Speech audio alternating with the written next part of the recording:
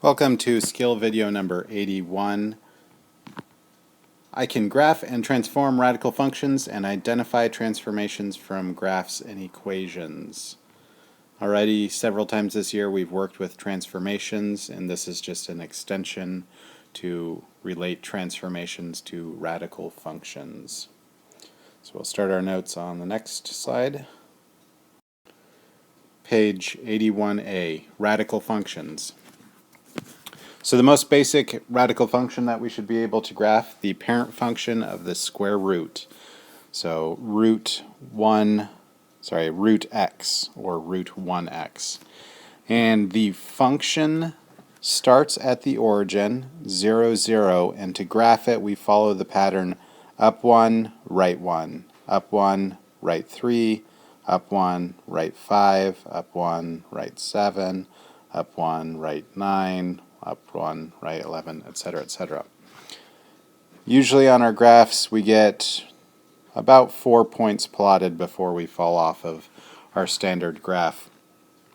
When it comes to assessing these graphs, I want to see as many points fit on the axis that I give you. So on this particular axis we're able to plot 4 points. That is the parent function for a radical function. We also have the parent third root function, so the cube root or the third root. We're not going to focus on graphing anything beyond the third root, but there is a method for graphing fourth root, fifth root, sixth root, etc. The reason we only do the second root and the third root is because future roots are very closely related to what these graphs look like. For a third root function, we start at the origin, and from there we can go up 1, right 1, up 1, right 7. Similarly, we can go in the opposite direction, down 1, down 1, left 7. And the idea is you have the cube root of 1, the cube root of 2, the cube root of 8 is equal to 2. It's not easily made to look like a pattern like this one, so I just suggest memorizing up 1, right 1, up 1, right 7. If we look at the two functions, we can identify the domain. So in this function, our x values are all positive, so our domain is x is greater than or equal to 0. There should be an equals line there, and our range is y is greater than or equal to 0. So with that equality there, we can see that the root x function only exists in the upper right quadrant, or quadrant 1, whereas the third root function exists in 2 quadrants, and it goes forever upward and to the right and forever downward and to the left. So our domain and range are all real numbers. In fact, the domain and range for all odd indexed radical functions is all real numbers. On the next page I will look at the various transformations, and then we'll talk about how it gets used in this skill. Alright, our most basic transformation is what's called a translation, and that means we're either shifting it left, right, up, or down. If we want to do a left-right shift, all of our x values get replaced with x minus h. So the square root of x becomes the square root of x minus h. That means we're going to move h units to the right. So if I have x minus 7, I'm going to go 7 units right.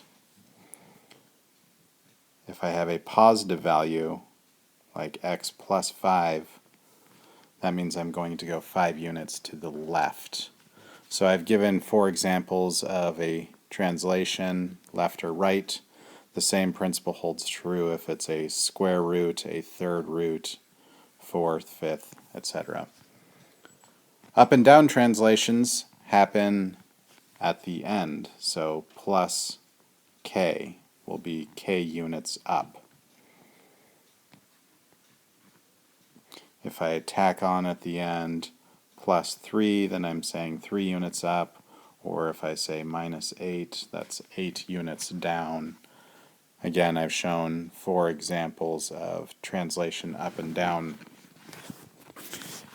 A vertical stretch happens when we stick a number in front.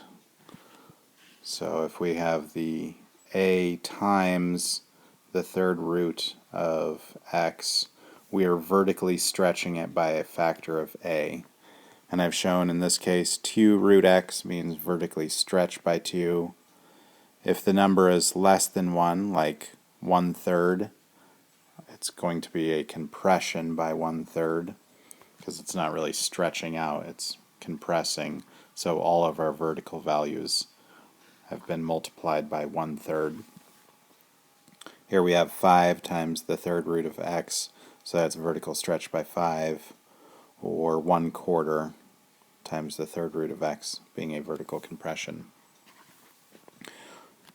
Horizontal stretches and compressions work similarly. The key difference is rather than sticking a number in front of the whole function, we stick a number in front of just the x.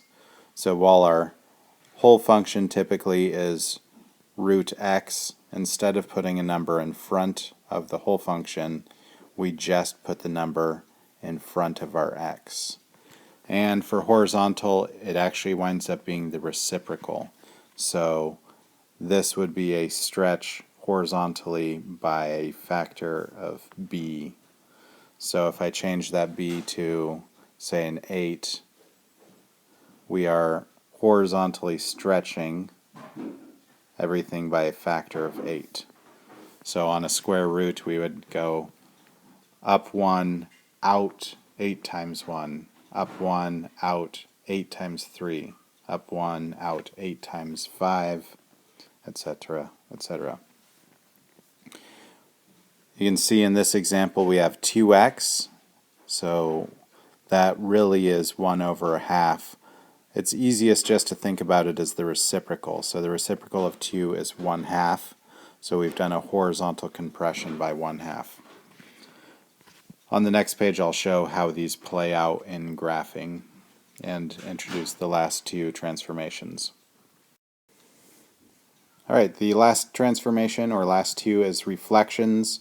You have a reflection over the y-axis, so if you have the square root of x and you wanted to reflect it over the y-axis, since this is the y-axis, it'll wind up looking something to that effect. If we want to reflect over the x-axis, if our parent function looked like this, a reflection would wind up looking like that. So what we're going to do now is we're going to combine all of the transformations and practice graphing these. So our first function is the square root of the quantity x minus 5, subtract 3. And so what that tells us is we are moving right 5 units and down 3 units. So we typically start at the origin, and what we want to do is move to the right 5 units. So 1, 2, 3, 4, 5, and then down 3 units. And this is kind of our makeshift new origin for our graph. Since it's a square root function, we hold the pattern of up 1, right 1, up 1, right 3, up 1, right 5, up 1, right 7. And we connect those dots with a curve and put an arrow at the end of it. And we have now graphed this transformed function. If we think about the domain and range, for a domain we have no x-coordinates over here, no x-coordinates, and then starting at x equals 5 we get x-coordinates, and so on all the way to infinity. So our domain is all x such that x is greater than or equal to 5. Similarly, we can do the same thing for range. We have no y values, and then once we hit -3, we have a y value, and it continues upwards. So our range is all y such that y is greater than negative 3. Sorry, greater than or equal to negative 3. The second function we'll graph is negative third root of x plus 1. So this negative, because it's in front, tells us it's a reflection over the x-axis, and the plus 1 tells us to shift the whole graph up 1. So our origin moves up 1, and so that's our new origin for the graph. And then originally our graph looked something like that, but we're reflecting it over the x-axis. So we're going to reflect over this line and get what we see drawn here. And the pattern for that, if you remember, was up 1 over 1, up 1 over 7. Or in the other direction, down 1 over 1, down 1 over 7. And since this graph continues upward and downward forever, and to the left and right forever, we have a domain and range of all real numbers. On the next page I do 3 more graphs, so let's take a look at those. Alright, f of x equals 3 root quantity x plus 2. So the x plus 2 under the root tells us that we're going to shift left 2 units, and the 3 tells us it is a vertical stretch by a factor of 3. So we go from the origin and we're going to go left 2 units, and that gives us our starting point and our vertical stretch of 3. Now if you remember, our pattern was up 1 over 1, up 1 over 3, up 1 over 5. This time, instead of going up 1, we're going to actually stretch that by 3 vertically.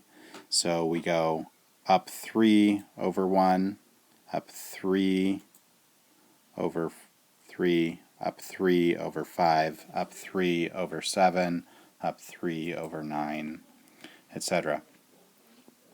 Our curve now shows us, by looking at the graph, we can find the domain and range. So our domain, we don't have any x values until we hit negative 2, and then from there on we have x values. So our domain is all x such that x is greater than negative 2. And our range is all y that is greater than or equal to 0. Our second graph is root negative x plus 2. And so the plus 2 tells us to go up 2 units. And since the negative is in front of just the x, that is a reflection over the y-axis. So we've gone up 2 units, and then we reflected it over the y-axis. So our pattern is up 1 to the left 1, up 1 to the left 3, up 1 to the left 5. Looking at the domain, we see we have x values all the way up until 0. So our domain is all x such that x is less than 0. And for our range, nothing until we hit 2, and then we have y values.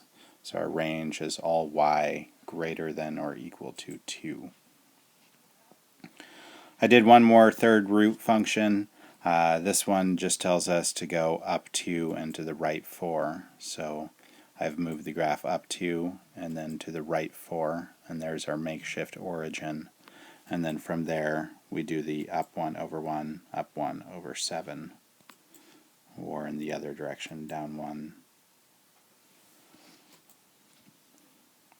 The domain and range on this curve, because it's an odd root, is all real numbers.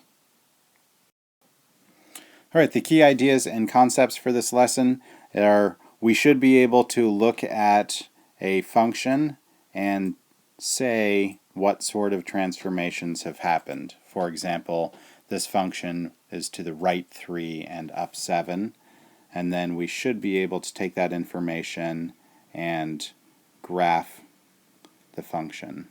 So we've gone right 3 units and then up 7 units to find that point, and then graph your parent function from that location. we should be able to do this with square roots and then also with cube roots. Here's x plus 2 minus 8. So this function would shift left 2 and down 8. Left 2, down 8, and then we would graph the points and get some curve that looked roughly like this.